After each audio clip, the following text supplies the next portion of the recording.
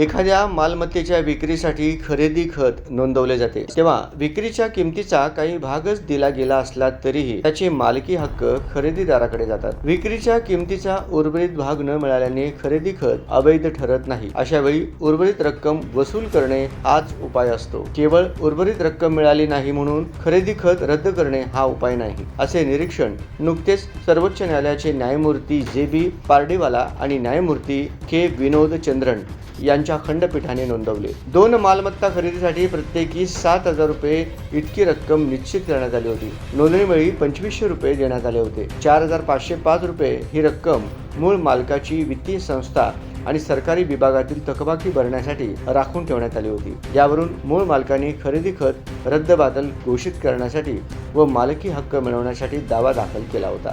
दिवाणी न्यायालय आणि प्रथम अपील न्यायालयाने विक्री करणाऱ्याचा मालकाचा दावा फेटाळला होता। मुंबई उच्च न्यायालयाच्या नागपूर खंडपीठाने द्वितीय अपील अर्जात कनिष्ठ न्यायालयाचे निष्कर्ष बाजूला ठेवून खरेदी खतावर आक्षेप घेतला होता। या निकालास सर्वोच्च न्यायालयात आव्हान देण्यात आले होते।